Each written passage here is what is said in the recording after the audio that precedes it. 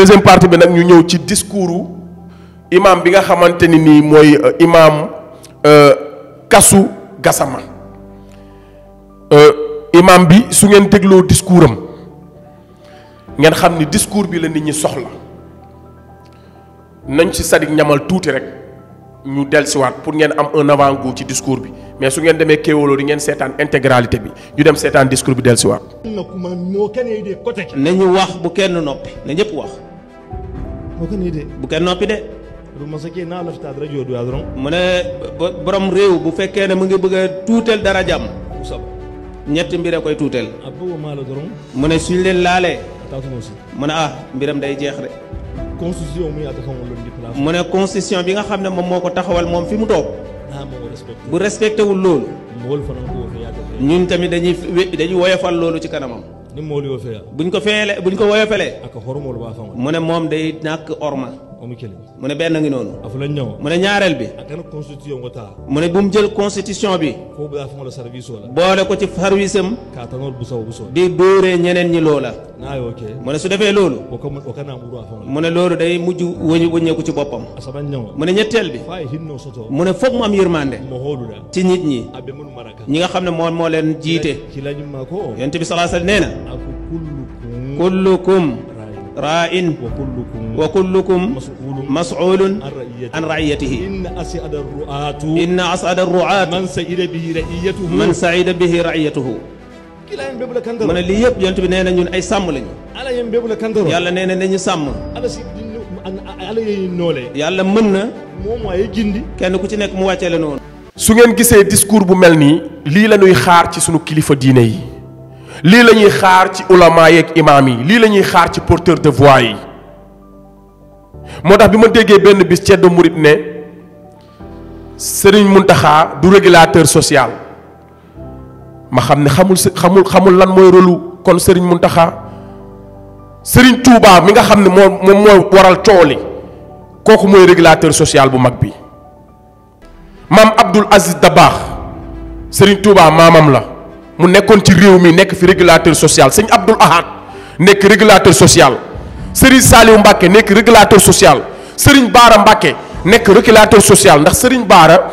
ñëpp xam nañ ni bi Abdoulaye Wade bëggoon a tëj Macky Sall Serigne Bara moom moo def intervention kon ku ne xam na ni ba ci Serigne Fallou ba ci Senghor ku ne xam na ni kilifa diine yi loolu lañ mës a def seen rôle muy nekk régulateur social comme ni ko yonent bi nekkee woon nekk défenseur de leur peuple Serigne Saliou da doon def bu balaa amee sax mu ñaan yàlla balaa bi dal ko ngir sénégalais yi mucc ngir jaamu yàlla yi mucc moo doon wax ni lu dul yàlla ak yonent bi ëpp ma yërmande ci jaam yi moom Serigne Saliou Khadim Rasoul kon kilifa diine yi doyewuñ leen dara lu dul askan wi seen bët xonq wala ñu toog ci kaw comme mag lañu di gis lu askan wi wër te gis ñu teel a alerté nga xam ne bu ñuy wax sax askan wi mën nañoo bañ a xam ñoom lan la ñuy wax loolu mooy kilifa moo tax sëñ Fallou da daan wax kilifa day bari wax kilifa du noppi te kilifa war ngaa jombale sa bopp sa njaboot seen bët xonk seen xel jël la te Sénégal dem na ba léegi suñu bët su xonkee dañ naan kilifa diine yi nañu wax mais du ñu dégg kenn mu wax ba da ngay dégg ñu naan léegi ñooy fajal suñu bopp te réewum bu dee pouvoir temporel bi muy nguuru àdduna bi dafa noot baadoolo yi ba baadoolo yi fipp bu ñu fippee wallahi deret dong mooy tuuru te bu deret tuuroo dinañ na ana kilifa yi ndax àttu moo gën àtte kon imam Kasu Gassama bii nga xam ne boo ko dégloo wax nga xam ne yàlla kese la waxee te li mu wax mooy dëgg Macky Sall bi mu ñuy falu bi muy toog ci réew mi xamoon na ni Abdoulaye Wade def na fi ay tali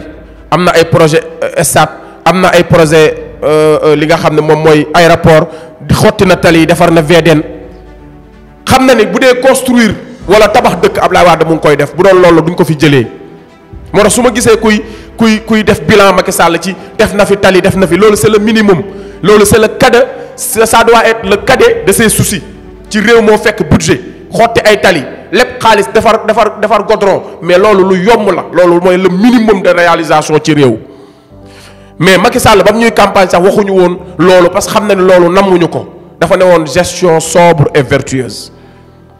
la patrie avant le parti kàddu yooyu la ñu Macky Sall jaay parce que xamoon na ni ñun lu ñu soxla mooy gestion sobre et vertueuse loolu lañ bëgg a dégg mooy yorin wu sell te wóor te jub parce que xamoon na ni nguuru Ablaye Wade ña fa nekkoon dañ doon abusé wu ci pouvoir bi di abusé wu ci deniers publics bi di arrogant comme ñoom nuñ ko nekkee di def nii di jouer avec la constitution di jouer avec li nga xamante ne mooy l'argent contribuable di fooye xelu sénégalais yi daal di koy def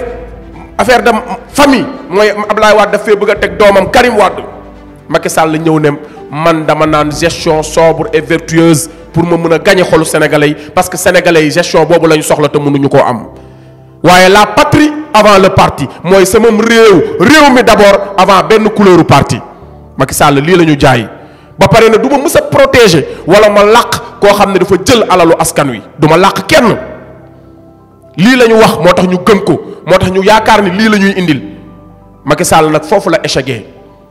te loolu la ñu digoon ndax bu dee ay tali Ablaye Wade def na ko fi bu dee ay pont def na ko fi bu dee lu man mënu fi réaliser lu ay projet sax Ablaye Wade lay eggali mais dafa xamoon ni sénégalais yi jamono boobu loolu lañ bëgg a dégg parce que loolu lañ soxla loolu moo ñu teree dem moo tax suñ naan suñu président yi amuñu xam-xam am nañ xam-xam wallahi xam nañ li tee dem Afrique xam nañ li seen réew bëgg waaye dafa am pression occidentaux bi dafa am yeneen i intérêt yu ñu am yeneen i intérêt yoo xam ne moo leen ëppal intérêt li nga xam ne mooy intérêt sénégalais yi nga xam ne ñoom ñooy seen raison d'être kon ñun Macky Sall lépp luñ la mënti wax lu dul da ngaa échec képp ku la ne réew mi neex la daf laa bëgg a jay képp ku la ne sénégalais yi bëgg nañ la xam nga yor nga renseignements généraux xam nga bu la sénégalais yi bëggee xam nga bu la sénégalais yi bëggul xam nga kon képp ku lay jay dégg naa Ismaïla Madior Fall mu ne Macky Sall mën na def borom nul nëpp 3 fois waaye na ngeen xam ni